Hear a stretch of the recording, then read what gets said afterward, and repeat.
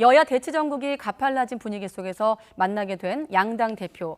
대통령실이 거부권 행사를 공언한 상황에서 야당 비판도 만만치 않아 한 비대위원장이 어떤 메시지를 낼지 주목되고 있습니다. 자세한 상황 취재기자 연결해서 알아보겠습니다. 김대겸 기자.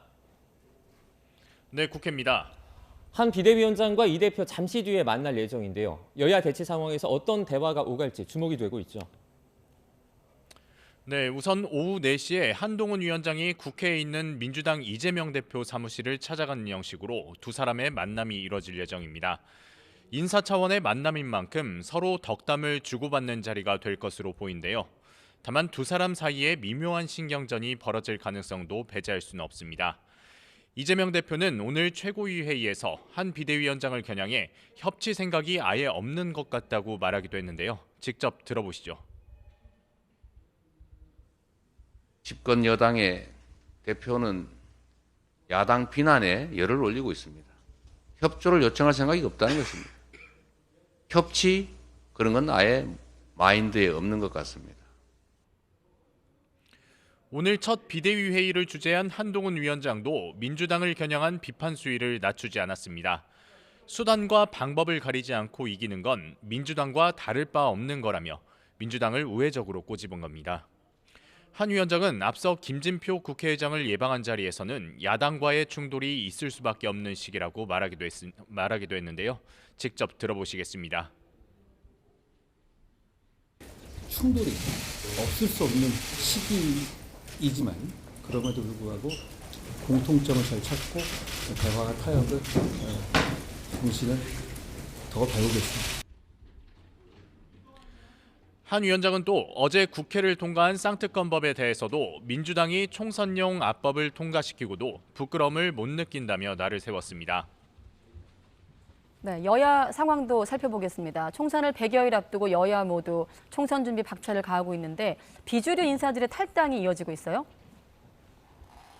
네, 지난 27일 탈당을 선언한 이준석 전 국민의힘 대표 뒤를 이어서 오늘은 천하람 전남 순천갑 당협위원장도 탈당을 공식화했습니다.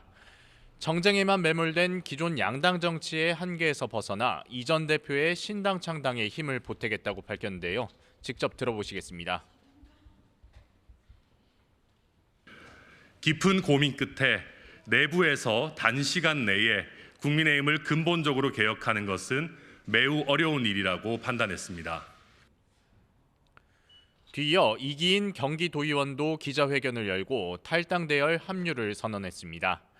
김영태 전 청년최고위원은 당에 남기로 하면서 천하용인 인사 가운데 마지막으로 남은 허은하 의원의 거취에도 관심이 쏠리고 있는데요.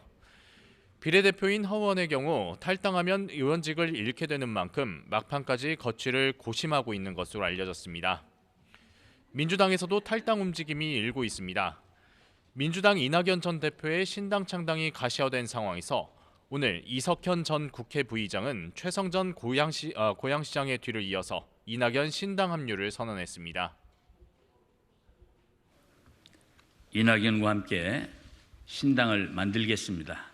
신당은 민주세력 최후의 안전판이자 제3의 선택지입니다.